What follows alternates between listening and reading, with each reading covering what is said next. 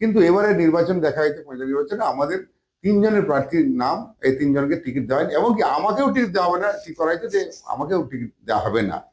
এমন লাস্ট মুহূর্তে টিকিট দিয়েছে বলে শুনলাম, আমি জানি না, আমি তো দাঁড়াতাম না, আমার এলাকার মানুষই জোর করে আমাকে দাঁড় করেছিল। না, আপনাকে না দেওয়ার পেছনে উদ্দেশ্য কি ওই আপনার বিরোধিতা, বিধায়কের প্রতি বিরোধিতা? না, তখন তো বিরোধিতা আসেনি, আমাদের চেয়ারম্যান করার পরিকল্পনা নেওয়া হলো, তখন থেকে শুরু হয়েছিল যে আমাদের রামনগর হলে কেন হবে না, সেখানে কেন তাকে দেওয়া হবে, তাকে সেখান থেকে কেন না দাঁড়িয়ে এখানে দাঁড়াবো কেন, এইসব বিভিন্ন প্রশ্ন চলে আসে। তারপর আমার সঙ্গে ঝড়াঝাটি প্রচুর, আমাকে খুব বাজে বাজে ভাষায় অখিলবাবু বকাও করেছিলেন। সেই থেকেই বিরোধিতা আমাদের শুরু হয়ে যায়। অখিল বাবুর রাগ, অখিল বাবুর মেজাজ, এটা আমরা সোশ্যাল মিডিয়ায় বিভিন্ন জায়গায় নিউজে ইত্যাদিতে দেখেছি, বিভিন্ন বিষয়ে খুব তাড়াতাড়ি উত্তেজিত হয়ে যায়। মানুষের স্বভাব, যার যেমন স্বভাব তেমন হবে, আমি সেটা কি বলবো। আপনাদের লড়াই কি আপনারা চালিয়ে যাবেন নাকি হাল ছেড়ে দেবেন? না দেখুন, সেটা সময় বলবে, যে হাল ছাড়বো কি আমরা হাল ধরবো, সেটা সময় বলবে। তবে এটা একটা কথা আমি বলি, আমি যে কোনো কাজ শুরু করি, যখন ধরি তার শেষ দিকে আমি ছাড়িয়ে, আমার জীবনের সবচেয়ে বড় মানে খারাপ গুণ বলুন আর ভালো গুণ বলুন, আমি জীবনে কোথাও বিফল হইনি। তো অন্য কোনো দলের কোনো অস্তিত্ব নেই রামনগর। বলেছি আমরা আগে, এটা হচ্ছে ডানপন্থী এলাকা, এখানে বিরোধী দলের কোনো অস্তিত্ব নেই, কিন্তু ভোট পাচ্ছে। এবং আপনি বললেন ভোট পেলে কি বললাম, বিধানসভায় লোকসভা ভোট পেলে কি হবে, কিন্তু আমাদের মতো লোকেরা ভোট দিয়েছে। আমাদের যারা এই যে লোকসভা ভোটে যা দেখলেন, একজন বিধায়ক তিনি প্রার্থীর হয়ে প্রচারে যাচ্ছেন, প্রার্থীর নাম বলছেন না, বলছেন তৃণমূল কংগ্রেস প্রার্থীকে গোলাপ ফুল চিহ্ন ভোট দিয়ে বিপুল ভোটে জয়যুক্ত করতে হবে, প্রার্থীর নাম বলে লোকসভা ভোটের সময়। লোকসভা ভোটের নয়। এবার তাহলে বলুন, তাহলে তাদের যে গোষ্ঠীর লোকেরা তারা কি করেছে এটা বুঝতে পারবেন। লোকসভা ভোট হয়, বিধানসভা ভোট হচ্ছে আবার ইয়েতে ভোট হয়, বলে প্যারামিটার ভোট দিয়ে ভোট হয়। সেখানে আপনি ওই জাল বা ছাপ্পা এগুলো করতে পারবেন না, করাও সম্ভব নয়। তো সেখানে কারা দলে ভোট দিল তাহলে, ওটা যারা বিরোধী তো বলা স্বাভাবিক, ওদের তো কিছু তো নাই ওদের বক্তব্য, এই চুরি করেছে, এ করেছে, ও করেছে বলে, কিন্তু প্রমাণ দিতে তো একটা। আমার নামে অনেক কিছু বলা হয়েছে, অখিলবাবু তো আমার নামে অনেক কথা বলেছেন। আচ্ছা, আমাকে প্রমাণ দিতে হবে, আমি যে কিছু করেছি কোথাও প্রমাণ দিতে হবে। দীঘাতে ওই স্টলে নেই, টাকা আমি নিয়েছি স্টল থেকে, স্টলওয়ালা তো আমার মিটিং ডাকলে আসি, আমি যা আসে সমস্ত, আমি যদি ডাকি একবার, এখন যদি ফোন করে বলে আমার রাত্রে 1 ঘন্টা করে মিটিং আছে, সব স্টলওয়ালা চলে আসবে। কেন, যদি টাকা নিয়ে থেকে আসবে নি? কারো যদি ঘুষ নিয়ে নিলে সে কি আমাকে ভালোবাসবে? না, হয়তো আপনার প্রতি ভয় আছে। কিসের ভয়? আমি তো কোনো দায়িত্ব নেই কোথাও, কিছু দায়িত্ব, আমি তো প্রধান একজন, আমি তো অন্য দলের কোনো জায়গা নিয়ে থাকি।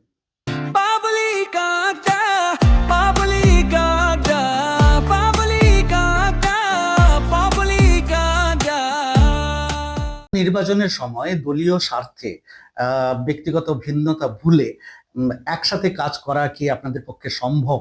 হ্যাঁ, সম্ভব নয় কেন, সম্ভব তো অবশ্যই, সম্ভব হওয়া উচিত। মুখ্যমন্ত্রী মমতা ব্যানার্জি দল করছে, আমরা তার নেতৃত্বে চলি, অভিষেক ব্যানার্জির নেতৃত্বে আমরা দল করি, তারা বললে নিশ্চিত করতে হবে আমাদের। আর যদি না হয় তাহলে তো ভোটের উপর। না না, আমরা দল করব, মানুষের মনে একটা আলাদা সংশয় তৈরি হয়েছে যে এই যে লোকগুলো যারা আমাদের সঙ্গে কাজ করছে, আমাদের বিপদ আপদ ভালো মন্দের থাকে, তারা এখন অন্য কথা বলছেন, অন্য সুরে গান গাইছেন, যে অখিলবাবুকে তারা মানতে চাইছেন না। কেন মানতে চাইছেন? সবাই জানে এটা কি হয়েছে। একটা পঞ্চায়েতে গেলে আমরা বুঝতে পারবো যে কেন না, একটু খুলে বলুন না, কেন অখিল বাবুর প্রতি সমস্যাটা কোথায়, কেন ক্ষোভ, একটু খুলে বলুন না। আমি তো বলি, আমি তো আগে বললাম তো, আমি তো আমার একটা পঞ্চায়েতের উদাহরণ দিলাম যে ওনার কাজ আমরা সেভাবে দেখতে পাচ্ছি না। না না, ওটা নয়, আমি বলছি যে আমার একটা পঞ্চায়েতে আর প্রার্থী ঠিক হবে, গ্রাম পঞ্চায়েত গ্রাম সভার প্রার্থী ঠিক হবে। প্রার্থী কে ঠিক করবে? গ্রামের লোকেরা ঠিক করবে, গ্রামে যারা ভোটাররা তারাই ঠিক করে কাকে আমরা প্রার্থী করব, তাকেই দল টিকিট দেয়। এটা বরাবর হয়ে যাচ্ছে, আজ আমরা কংগ্রেস আমল থেকে হয়ে যাচ্ছে, এটাও আমার তৃণমূল কংগ্রেসের তাই হয়, এবং অন্য দলে তাই হয়, যে আগে গ্রামের লোক কাকে চাইছে সেটাকে তো সে তো প্রার্থী হবে। অন্য যাকে তাকে আমি দাঁড়া করেছি, লোক ভর্তি করে দেয়নি সেভাবে। তো সেই জায়গাটা আমরা সেইভাবে আমরা তুলে আনি বরাবর। কিন্তু এবারে নির্বাচন দেখা যাচ্ছে, পঞ্চায়েত নির্বাচনে আমাদের তিনজনের প্রার্থীর নাম, এই তিনজনকে টিকিট দেওয়া হয়নি, এবং কি আমাকেও টিকিট দেওয়া হবে না, ঠিক করা হয়েছে যে আমাকেও টিকিট দেওয়া হবে না। এমন লাস্ট মুহূর্তে টিকিট দিয়েছে বলে শুনলাম, আমি জানি না, আমি তো দাঁড়াতাম না, আমার এলাকার মানুষই জোর করে আমাকে দাঁড় করেছিল। না, আপনাকে না দেওয়ার পেছনে উদ্দেশ্য কি ওই আপনার বিরোধিতা, বিধায়কের প্রতি বিরোধিতা? না, তখন তো বিরোধিতা আসেনি আমাদের, তখন মানে এসেছে কিছুটা চলে এসেছে, তখন আমি যদি একটা উদাহরণ দিই, আমিও দহদা সমবায় সমিতি আছে আমাদের আমাদের পঞ্চায়েতে। এই সমবায় সমিতির বর্তমান যিনি আমার দলের সভাপতি যা করা আছে উত্তম দাস, সেই সমবায় সমিতির কর্মচারী ছিল, দীর্ঘদিনের কর্মচারী, এবং সেই কর্মচারী থাকাকালীন বহু টাকা তছরূপ করেছিল আর কি। তো সেই তছরূপের যা দায়ে সে দুবার আত্মহত্যা করতেও যায় আর কি। তো তার পরিবারের পাশে আমি দাঁড়িয়েছিলাম, এবং তার বাবা, তার স্ত্রী, তার মা কান্নাকাটি করে আমাকে তার পাশে দাঁড়িয়ে অনেক টাকা দিয়ে তাকে হেল্প করে তাকে সেই জায়গায় বাঁচিয়ে দিয়েছিলাম। তো আমি পরে বলেছিলাম সেই জায়গাটায় ওকে দায়িত্ব না আনা উচিত, কারণ গ্রামের লোকে খারাপ বলবে, যারা ভোটার তারা বলে যে লোকটা এত টাকা চুরি করে গেল এই ইয়েতে, তাকে যদি এনে ক্ষমতায় বসিয়ে দেওয়া হয় তাহলে লোকে সেভাবে নেবে না। মানে তখন যে নমিনেটের বোর্ড ছিল বলে অখিলবাবু সেই নমিনেটের বোর্ডে তাকে নিয়ে এলেন জোর করে, আমি না আসব বলা সত্ত্বেও নিয়ে এলেন, তবু আমরা তাকে কোনো পদ দিয়েছিলাম না। পরবর্তী পর্যায়ে সেখানে নির্বাচন হওয়ার সময় নির্বাচন করতে দেওয়া হয়নি, মানে ফ্রেশ নির্বাচন করতে দেওয়া হয়নি, যার জন্য আমাদের দলই সে জিতেছিল আর কি। তো সেই জায়গায় আবার তাকে দায়িত্ব দেওয়া হলো আর কি। সেখান থেকে বিরোধটা শুরু হলো আর কি। যে এটা আমি কিন্তু মেনে নিতে পারিনি। এবং তারপরে পঞ্চায়েত নির্বাচন, তারপর তার ছেলে দাঁড়ানো কেন্দ্র, তার ছেলে একটা দুবলাবাড়ি সমবায় কৃষি সমবায় সমিতি, তার বাড়ি কাঁথিতে, দুবলাবাড়ি আমাদের ব্লক 1-এ। তো সেখানে তাকে মেম্বার করে দিয়ে তাকে চেয়ারম্যান করার পরিকল্পনা নেওয়া হলো। তখন থেকে শুরু হয়েছিল যে আমাদের রামনগর হলে কেন হবে না, সেখানে কেন তাকে দেওয়া হবে, তাকে সে কাঁথিতে কেন না দাঁড়িয়ে এখানে দাঁড়াও কেন, এইসব বিভিন্ন প্রশ্ন চলে আসে। তারপর আমার সঙ্গে ঝড়াঝাটি হচ্ছিল, আমাকে খুব বাজে বাজে ভাষায় অখিলবাবু বকাবকি করেছিলেন। সেই থেকেই বিরোধটা আমাদের শুরু হয়ে যায়। অখিল বাবুর রাগ, অখিল বাবুর মেজাজ, এটা আমরা সোশ্যাল মিডিয়ায় বিভিন্ন জায়গায় নিউজে ইত্যাদিতে দেখেছি, বিভিন্ন বিষয়ে খুব তাড়াতাড়ি উত্তেজিত হয়ে যায়। এই মানুষের স্বভাব, যার যেমন স্বভাব তেমন হবে, আমি সেটা কি বলবো। না, একজন বিধায়ক হিসাবে যিনি জনতার সামনে আসছেন, তাকে কি আরেকটু পোলাইট, আরেকটু দরদি ভূমিকায় দেখা উচিত না? তো উচিত, আমরা যারা নেতৃত্ব দিই আমাদের তো লোকের সঙ্গে ব্যবহারটা তো এমন করতে হবে। উনি তো কখন রাষ্ট্রপতিকে আজে বাজে ভাষা বলছেন, কখনো একটা মহিলা রেঞ্জার, মানে ডব্লিউবিএসএস, সম্ভবত ডব্লিউবিসিএস, তাকে অসম্মান করছে, প্রকাশ্যে দেখছেন। আরো কত কি আছে যেগুলো হয়তো সব মিডিয়ায় আসেন, যে সামনে আসেন, অনেক কিছু আমাকে যে ভাষায় বলেছেন সেগুলো যদি রেকর্ডিং করা থাকতো তাহলে বুঝতে পারতেন কি ভাষায় আমাকে বলেছেন। আপনাদের মতামত যদি গুরুত্ব না পায়, আপনাদের লড়াই কি আপনারা চালিয়ে যাবেন নাকি হাল ছেড়ে দেবেন? না দেখুন, সেটা সময় বলবে, যে হাল ছাড়বো কি আমরা হাল ধরবো সেটা সময় বলবে। তবে এটা একটা কথা আমি বলি, আমি যে কোনো কাজ শুরু করি যখন ধরি তার শেষ দিকে আমি ছাড়িয়ে দিই। আমার জীবনের সবচেয়ে বড় মানে খারাপ গুণ বলুন আর ভালো গুণ বলুন, আমি জীবনে কোথাও বিফল হইনি। আমার জীবনে আমি আজ যে একটা ছোট থেকে উঠেছি এই জায়গায়, আমাদের পরিবার একদম কি বলবো, প্রান্তিক চাষিও নেই আমরা, মানে বাবা মাছ দোকানে কিনে বাজারে মাছ বেচতে নাই। তো সেই ঘরের সন্তান আমি।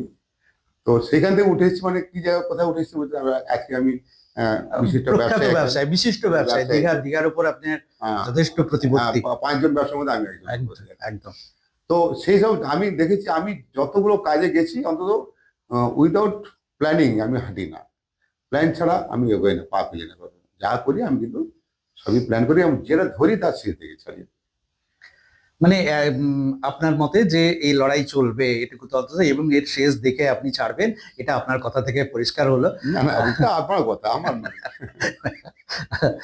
আচ্ছা, দলীয় প্ল্যাটফর্মে আপনার মতামত না শুনলে পরবর্তী পদক্ষেপ কি কি কি করতে পারেন, আপনি কি না, করবেন? এইটা তো এক্ষুনি ছিল বলা যায় না।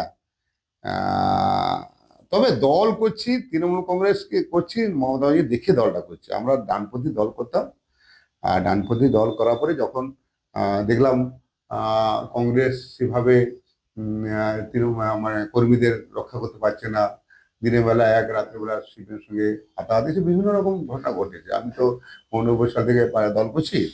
তো আহ, সেই অর্থে যে বাংলায় কংগ্রেস এবং দাগ ফেলতে পারেনি, বামফ্রন্টের মধ্যে লড়াই করার মধ্যে জায়গা ছিল না, যার জন্য মমতা বেরিয়ে তখন আমরা ভাবলাম না, এই যে ভালো জায়গায় চলে এসেছি আমরা, এবারে মনে হয় আমাদের কিছুটা হবে আর কি।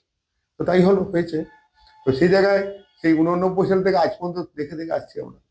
তো সেখানে এই দলটাকে আর ছাড়ার কোনো ইয়ে নেই, মানে বাঁচবার নেই বা ছাড়বো না কোনদিন। যতদিন মমতাজি থাকবেন, দল যতদিন থাকবে ততদিন দলে আমরা থাকবেন।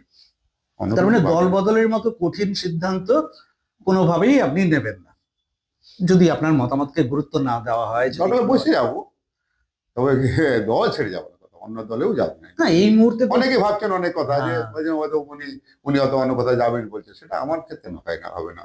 আমি মনে করি এটা, আমি জীবনে এটা করতে পারবো না। মানে তৃণমূল দল আশ্বস্ত থাকতে পারে আপনি যত বিরোধিতাই করুন, আপনি তৃণমূলে ছিলেন, তৃণমূলে আছেন, তৃণমূলেই থাকবেন। হুম। সাধারণ মানুষ, সমর্থক, তৃণমূল সমর্থকদের আপনি তাদের কাছ থেকে শক্তি পান, যে ওরা ওরা আপনার শক্তি, আপনার এই মনোবল যোগায় যে আমি এই লড়াই চালিয়ে যাবো। অবশ্যই। আপনি আমার যে মিটিংগুলো করি, আমি তো কোনো পদে নেই তৃণমূল দলের। আমি যে কোনো মিটিং করি যখন, দেখুন আমার লোকজন দেখুন কত লোক।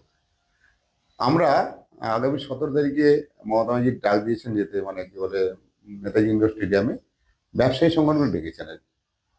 তো আমি, আমার সঙ্গে কথা হয়েছে আমাদের Bengal traders association federation convention, তার চেয়ারম্যান হচ্ছে প্রদীপ পোদ্দার। তার সঙ্গে আমার কথা হয়েছে, 500 লোক আমি নিয়ে যাচ্ছি এখান থেকে। তাহলে দীঘা থেকে 500 লোক নিয়ে যাবো। আমাদের 8খানা গাড়ি তিনি দিচ্ছেন। কিন্তু আমরা ব্যবসায়ীতে আছি। তো তাছাড়াও যত যত প্রোগ্রাম করি দেখবেন, আমার প্রোগ্রামে লোক দেখবেন কত লোক হয়। কেন হয়? আমি তো কোনো দলের দায়িত্ব নিচ্ছি। ডাকলে লোকের ভালোবাসা পেয়েছি, এই জন্য এত কথা বলতে পারছি। তৃণমূলের সামনে ভোট আসছে 2025-এ, 26-এ। বিরোধীরা, বিজেপি বলুন, বামফ্রন্ট সিপিআইএম বলুন, এরা স্থানীয় নেতৃত্বের প্রতি দুর্নীতির অভিযোগের আঙুল তুলছেন। আপনার কি মনে হয় স্থানীয় নেতা যারা আছেন তারা কোনো রকম দুর্নীতির সঙ্গে জড়িত? শুনুন, এটা আমি বলতে পারবো না কে কি বলছেন, কিন্তু অন্য কোনো দলের কোনো অস্তিত্ব নেই। আমরা বলেছি আমরা আগে, এটা হচ্ছে ডানপন্থী এলাকা, এখানে বিরোধী দলের কোনো অস্তিত্ব নেই, কিন্তু ভোট পাচ্ছে। এবং আপনি বললেন ভোট পেলে কি করে, বললাম বিধানসভায় লোকসভা ভোট পেলে কি করে, কিন্তু আমাদের মতো লোকেরা ভোট দিয়েছে। আমাদের যারা এই যে লোকসভা ভোটে যা দেখলেন, একজন বিধায়ক তিনি প্রার্থীর হয়ে প্রচারে যাচ্ছেন, প্রার্থীর নাম বলছেন না, বলছেন তৃণমূল কংগ্রেস প্রার্থীকে ফেলাফুল চিহ্নে ভোট দিয়ে বিপুল ভোটে জয়যুক্ত করতে হবে। প্রার্থীর নাম বলে লোকসভা ভোটের সময় লোকসভা ভোটে নয়। এবার তাহলে বলুন, তাহলে তাদের যে গোষ্ঠীর লোকেরা তারা কি করেছে এটা বুঝতে পারবেন। লোকসভা ভোট হয়, বিধানসভা ভোট হচ্ছে আবার ইয়েতে ভোট হয়, বলে প্যারামিটার ভোট দিয়ে ভোট হয়। সেখানে আপনি ওই জাল বা ছাপ্পা এগুলো করতে পারবেন না, করাও সম্ভব নয়। তো সেখানে কারা দলে ভোট দিল তাহলে? তাহলে এত ভোট পেলে কি আর? মানে বিক্ষুব্ধ তৃণমূল যারা যারা পছন্দ করেনি তারাই উল্টে ভোট দিয়েছে, যার ফলে বিজেপি রামনগর বিধানসভা এলাকায় এগিয়েছিল। আমার মূল প্রশ্নে আমি আরেকবার ফিরে যাব আপনার কাছে। না দিতে চাইলে না দিতে পারেন, বললেন যে না আমার এই ব্যাপারে বলা সম্ভব নয়। আমি বলছি যে বিরোধীরা একদম সরাসরি আঙুল তুলে অভিযোগ করছেন দুর্নীতির ব্যাপারে, আমাদের বিধায়কের নাম করে বলে গেছেন। আমি এর আগের পডকাস্টে আমাদের তপন মাইতি বিজেপির প্রতিনিধি এসছিলেন, তিনি অখিলগিরির নাম করে দুর্নীতির কথা ভুলে গেছেন। তো সেই হিসেবে আপনি তার সাফাইতে কিছু বলবেন যে না দুর্নীতির সঙ্গে যুক্ত নাকি যুক্ত না, অথবা কিছু বলবো না, যেটা আপনার খুশি। না, ওইটা আমি বলতে পারবো না। কারণ সে সঙ্গে সেই অর্থাৎ তার সঙ্গে সেভাবে মিল নেই, মানে তার সঙ্গে দীর্ঘদিন তো সম্পর্ক নেই। কোথায় কি দুর্নীতি হয়েছে সেটা আমি ঠিক বলতে পারবো না। ওটা যারা বিরোধী তো বলা স্বাভাবিক, ওদের তো কিছু তো নাই ওদের বক্তব্য, এই চুরি করেছে, এ করেছে, ও করেছে বলে, কিন্তু প্রমাণ দিতে তো একটা। আমার নামে অনেক কিছু বলা হয়েছে, অখিলবাবু তো আমার নামে অনেক কথা বলেছেন। আচ্ছা, আমাকে প্রমাণ দিতে হবে। আমি যে কিছু করেছি কোথাও প্রমাণ দিতে হবে। দীঘাতে ওই স্টলে নেই টাকা আমি নিয়েছি স্টল থেকে। স্টলওয়ালা তো আমার মিটিং ডাকলে আসি, আমি যা আসে সমস্ত, আমি যদি ডাকি একবার, এখন যদি ফোন করে বলে আমার রাত্রে 1 ঘন্টা পরে মিটিং আছে, সব স্টলওয়ালা চলে আসবে। কেন? যদি টাকা নিয়ে থেকে আসবে নি? কারো যদি ঘুষ নিয়ে নিলে সে কি আমাকে ভালোবাসবে? না, হয়তো আপনার প্রতি ভয় আছে। কিসের ভয়? আমি তো কোনো দায়িত্ব নিই কোথাও, কিছু দায়িত্ব, আমি তো প্রধান একজন, আমি তো অন্য দলের কোনো জায়গা নিয়ে থাকি। এটা ভয় না কিছু, মানুষের ভালোবাসা। একটা লোক, বরং যাদের টাকা নেই তাকে টাকা দিয়ে দোকান পাই দিচ্ছি, কিনে দিয়েছি আমি। দেখবেন মার্কেটে খোঁজ নেবেন, 3-4টা মার্কেট আছে, এমন এমন কিছু মহিলা আছে তাদের একদম কেউ নেই, তার স্বামী মারা গেছে, তার একটা বাচ্চা নিয়েছে, তার টাকা দেওয়ার ক্ষমতা নেই, যে 1,25,000 কি 30,000 যে রেটটা হয়েছিল গভর্নমেন্ট থেকে, সেই পয়সা দেওয়ার মতো ক্ষমতা নেই তার। সে টাকাও আমি দিয়েছি পকেট থেকে। তো সেখানে এদিকে বলে টাকা নিয়ে প্রমাণ একটা দিতে হবে, একটা অন্তত প্রমাণ। আমি যদি একটাকে প্রমাণ তো আমি আমার সম্পত্তি আনা করে বলে আমি মাইকে অ্যানাউন্স করেছিলাম, সব মাইকে। যদি এখনো বলছি, আগের কথা বলে এখনো বলছি, যদি পুরোনো দিনে যদি কোনো একটা প্রমাণ দিতে পারেন আমার সম্পত্তি দান করে দেবো, সেটা পারো না। আর বিরোধীতে তো ওদের বলা তো, আমরাও বিরুদ্ধে থাকলে যখন যদি অন্য কেউ শাসক থাকে তার বিরুদ্ধে বলতে হবে এই চুরি করেছে, মুখে প্রমাণ তো নেই, বলতেও কি ট্যাক্স লাগে না, মুখ বলতেও মুখে মুখ আটকায় না, বলে যাচ্ছে বলতেছি। আচ্ছা, ধরুন আপনাদের কথা মতো আমাদের রাজ্য নেতৃত্ব এখানটায় অখিলগিরির পরিবর্তে অন্য কাউকে প্রার্থী করলেন, আপনাদের আহ, মতের মিল হলো এমন কারোকে প্রার্থী করা হলো যিনি বহিরাগত নন, ভূমিপুত্র। তখন আমাদের রামনগরে আমাদের একটা দীর্ঘদিনের দাবি, আমাদের রামনগরে একটা অডিটোরিয়াম নেই, একটা প্রেক্ষাগৃহ যেখানটায় নাটক হতে পারবে, নাচ হতে পারবে, গান হতে পারবে। এলাকার সাংস্কৃতিক মানোন্নয়নে একটা প্রেক্ষাগৃহ বা অডিটোরিয়াম বিরাট ভূমিকা রাখে। আমরা দীর্ঘদিন যাবৎ অখিল বাবুর কাছে দরবার করেছি এই বিষয়ে যে আমাদের একটা রামনগরের জন্য একটা অডিটোরিয়াম হোক। তো উনি বলেছেন যে জায়গা কোথায়, জায়গা থাকলে করা যেত, জায়গা নেই তাই করা যাবে না। যদি আপনাদের পছন্দের কেউ এবারে প্রার্থী হন এবং বিধায়ক হন, তাহলে কি রামনগর এই অডিটোরিয়াম পেতে পারবে? না না, ওখানে ওইটা বলে কিন্তু খারাপ বলেন, জায়গা দরকার, পরিশ্রম করতে হলে জায়গা লাগবে।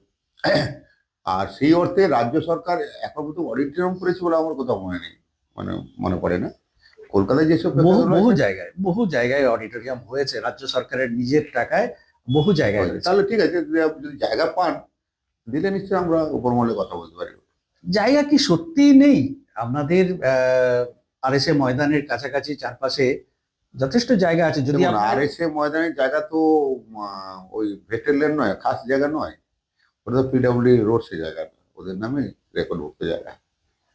তো সেই জায়গা তো আপনি দিতে পারেন না, ওরা দেবেও না আপনাকে। ওরা বাস স্ট্যান্ড করার জন্য আর নিয়েছিল জায়গাটা, বাস স্ট্যান্ডে কোনো কারণে এখানে কিছু লোকজন উঠছে না বা তাকে সরানো যায়নি বলে করতে পারে, নাহলে তো ওটা তো বাস স্ট্যান্ড হওয়ার কথা। ওই জায়গা, বাকি তো জায়গা আছে। আর যেসব জায়গা কোথাও খালি এসব লোক দখল করে বসে আছে, আর দখলচ্যুত করে তাদের পুনর্বাসন দিয়ে সেসব জায়গা খালি করাও মুশকিল এখন। তবে আপনারা দেখুন জায়গা কোথাও যদি দেখতে পান বা জানতে পারেন যে একটা ভালো জায়গা আছে, এই অডিটাম করতে তো ছোটখাটো জায়গা না, অন্তত 1 বিঘা করে জায়গা লাগবে, রাস্তাঘাটও করে দেওয়া যাবে। হলে আমরা চেষ্টা করতে পারি। আমাদের উপরেও ভালো সম্পর্ক আছে, নবান্ন পর্যন্ত আমার যাতায়াত আছে, আমি করে দিতে পারি। আমি পঞ্চায়েত যেটা বানাচ্ছি, এটা আমাদের পরিমাণ দিয়ে অনেক বড় বিল্ডিং বানাচ্ছি, সেটা পশ্চিমবাংলায় এত বড় পঞ্চায়েত কেউ করেন যেটা আমি জানাচ্ছি। তো সেটাও আমাদের নবান্ন থেকেই সব যোগাযোগ করে তাদের সঙ্গে কথা বলে কীভাবে করা হবে, সব ওইখান থেকে পিআরডি থেকে প্ল্যান পাস হয়েছে, যাদবপুর ইউনিভার্সিটি ভেটিং করেছে, গভর্নমেন্টের যা যা রুলস আছে সেভাবে তারা করে দিয়েছেন। এখানে লোকাল স্তরে কাউকে লাগেনি, সব উপর থেকে আমরা করে দিয়েছি। সেরকম আমাদের চেন আছে, যদি আপনারা দেন আমাকে বলতে পারেন, আমি চেষ্টা করতে পারি। মানে প্রতিমা দুইতে আপনারা আপনাদের একটা অডিটোরিয়াম বানিয়ে ফেলতে পারেন, কিন্তু আমাদের রামনগরের জন্য একটা অডিটোরিয়াম হতে ওটা পারে। হচ্ছে প্রতিমা দিয়ে অডিটোরিয়াম না, প্রতিমা পঞ্চায়েত সেটা, কারণ ট্রেনিং সেন্টার সঙ্গে ট্রেনিং সেন্টার, সেটা অডিটোরিয়াম বিশাল, 700 লোক বসতে পারবে একটা অডিটোরিয়াম হচ্ছে ওটা ওখানে। এবং পেছনে ডায়াস ফাইস যেমন করা হয়, একটা ভালো অডিটোরিয়াম, হাইটও যথেষ্ট করা আছে, সেখানে 700 জন বসতে পারবে সেই হোটেলে। তো বিরাট, 700 জন মানে তো বিশাল হল। টোটাল আমাদের প্রায় 8,000 স্কোয়ার ফুট এরিয়া। অথচ আমাদের রামনগরে হতে পারলো না। কবে হবে তার কোনো ঠিকও নেই, আদৌ হবে কিনা তাও জানা নেই। এই মুহূর্তে তো আপনাদের চোখে বোধহয় দ্বিতীয় প্রতিপক্ষ হিসেবে কাকে বলবেন? বিজেপিকেই বলবেন না? আমি তো কাউকে দেখতে পাই না, না বিজেপি না সিপিএম, কেউই আপনাদের প্রতিপক্ষ নয়। আমি রামনগরের প্রতিপক্ষ, আমরা আমাদের প্রতিপক্ষ, রামনগরের বিরোধী বলে কেউ আছে মনে না। এটা একটা খাঁটি কথা বলেছেন। আপনারাই আপনাদের প্রতিপক্ষ, যার ফলে হয়তো বিজেপি বাজি মেরে নিলেও মেরে নিতে পারে যদি আপনাদের মধ্যে অ্যাডজাস্টমেন্ট না হয়, মতের মিল না হয়। সবচেয়ে বড় 3টি সমস্যা আপনার চোখে আমাদের রামনগর বিধানসভা এলাকায় আপনি বলুন। বড় সমস্যা কিছু নেই আমাদের, সব সমস্যার সমাধান হয়ে গেছে আমাদের এলাকায়। হ্যাঁ, খুব বড় সমস্যা কিছু নেই। যেটা সমস্যাটা রাস্তার সমস্যা, এইটা যদি তাড়াতাড়ি হয়ে যাওয়া, দীঘা যাওয়ার রাস্তাটা খুবই ন্যারো হয়ে যাচ্ছে, এমন কাজকর্ম যদি হচ্ছে, কিন্তু বাইপাস যেটা হওয়ার কথা এখন চালু হতে পারেন, শুরু হতে পারেন কাজ। এগুলো যদি কাজ টাজ হয়ে যায় তাহলে আর সমস্যা মিটে। এইটা একটা বড় সমস্যা, রাস্তা বা যানজট। একটা ভালো হাসপাতাল, দীঘা হাসপাতাল অনেক ভালো করে দেওয়া হয়েছে, এখন তো প্রচুর মানে কি বলে মানে ডাক্তার, মানে তারপর সেটা অনেক আবার 64 বেডের একটা হসপিটাল হচ্ছে, তার স্যাংশন টাকা দিয়ে দিয়েছে, টেন্ডার হয়ে গেছে। একদম আইসিইউ ধাঁচের হয়ে দিচ্ছে, মানে স্টোমাক কেয়ার থেকে আরম্ভ সবই করা হচ্ছে এখানে। যেহেতু জগন্নাথ মন্দির হয়ে যাবে, অনেক ভিআইপি আসবে, সেই হিসাবে মুখ্যমন্ত্রীটা দিয়েছেন। 26 কোটি টাকা সম্ভবত টেন্ডার হয়েছে আর কি ওখানে। তো এটা তো হয়ে যাবে, এটা হতে হবে। যুব ভোটার, কম বয়সী ছেলেপুলেরা বা মহিলা ভোটার, এদের মনোভাব এবারের ভোটে কোন দিকে, আপনি ওদের হাওয়া কি বুঝছেন যে ওরা কোন দিকে, কাদের দিকে ভোট দিতে পারে? দেখুন, বিরোধীরা যত চিৎকার করুক, একটা অংশ যেটা হচ্ছে মেয়েরা, সবচেয়ে মেয়েরা বেশি অংশ কিন্তু তৃণমূলের দিকে আছে। লক্ষ্মীর ভান্ডার, শুধু লক্ষ্মী ভাণ্ডার ছাড়াও বিভিন্ন প্রকল্প আছে, এসএইচজি গ্রুপের সাহায্য থেকে লক্ষ্মী ভাণ্ডার থেকে আরম্ভ করে কন্যাশ্রী থেকে আরম্ভ সবই আছে। তার সঙ্গে যুবকদের একটু একটা অংশ কিন্তু এদিক ওদিক হতে পারে, এটা আমার ধারণা। কারণ আহ, এখনকার দিনে ছেলেমেয়েরা সেই অর্থে ভালো পড়াশোনা করতে চায় না আর কি। বা প্রত্যেক বাড়িতে যেমন একটা দুটো করে ছেলে মেয়ে, আর এত আদর হয়ে আছে ছেলেমেয়েরা, তারা মায়েরা বেশি আদর দিয়ে ছেলেদের বাঁদর করে দিচ্ছে আর কি। ওই ছেলেরা ভালো পড়াশোনা করতে পারে, যারা ভালো পড়াশোনা তারা ঠিক উঠে চলে আসছে, তারা ঠিক যা বোঝা যাচ্ছে। এবং সেই যারা ভালো পড়ে তার অংশটা কিন্তু বেশি অনেকটা, পড়াশোনা যারা করে ভালো তার সংখ্যা কম, আর যারা কম পড়াশোনা তার সংখ্যা অনেক বেশি। আর সেই ছেলেরা একটু এদিক ওদিক হচ্ছে আর কি। যারা যেসব নেতৃত্ব তাদেরকে ধরে রাখতে হবে তাদের সঙ্গে থাকবে, আর যারা পারবে না সে অন্যদিকে যাবে, এই হচ্ছে অবস্থা আর কি। না এইখানটায় বিজেপির যে ধর্মীয় রাজনীতি, এটা কি আকৃষ্ট করছে না, যুব ওটা ভোটারকে? ওটাই কিছু হবে না। ধর্ম দিয়ে রাজনীতিকে বাংলায় মানবেটাকে ইয়ে করবে না। মানে জয় শ্রীরাম, রামকে ভগবান হিসেবে বাংলায় মানবে না? না, মানলে তো তাহলে পায় না কার ভোট, তাহলে কোথায় যাবে? এটা আমরা হিন্দি বলে তো রামের এত জনপ্রিয়তা, রাম মানে সেখানে হচ্ছে।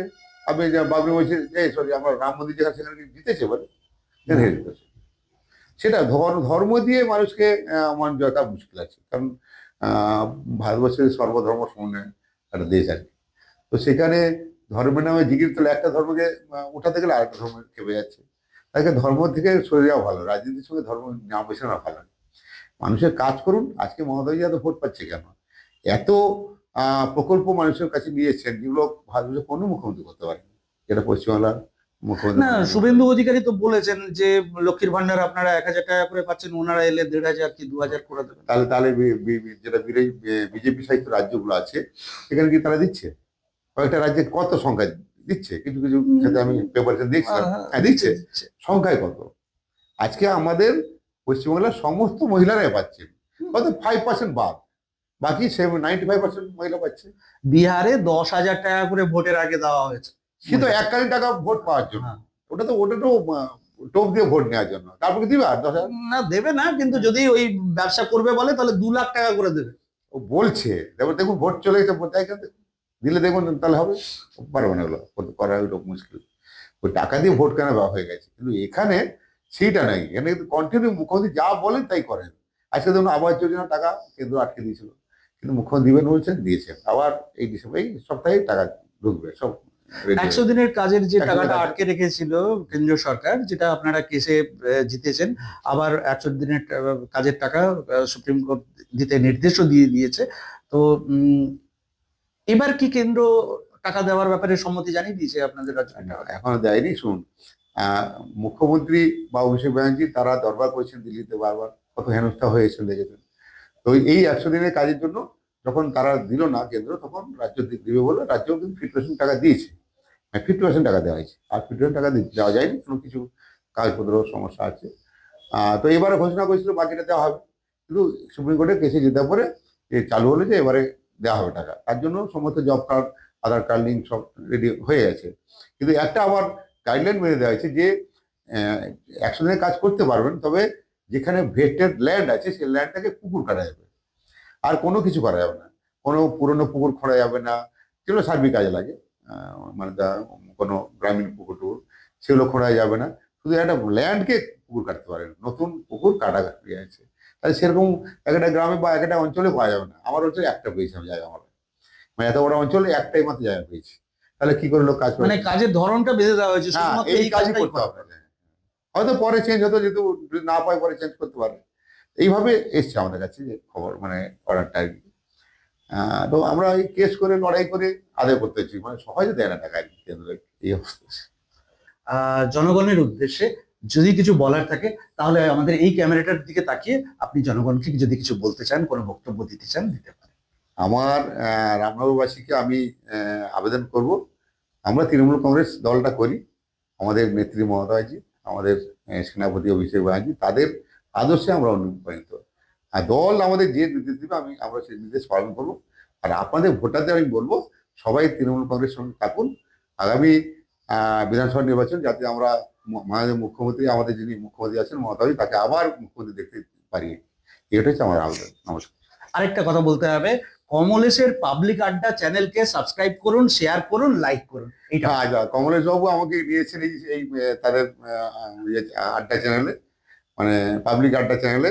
তো তার ইয়েকে মানে চ্যানেলকে সাবস্ক্রাইব করবেন, আর লাইক করবেন, আর শেয়ারও করবেন। তাহলে অনেক লোক দেখতে পারবে, অনেক লোক জানতে পারবে এবং বিভিন্ন মতামত জানাবে। নমস্কার। শুনলেন তো? তাহলে লাইক করবেন, শেয়ার করবেন আর সাবস্ক্রাইব করবেন। নমস্কার আপনাকে সুশান্ত বাবু, ধন্যবাদ আপনাকে আমাদের সঙ্গে সময় দেওয়ার জন্য।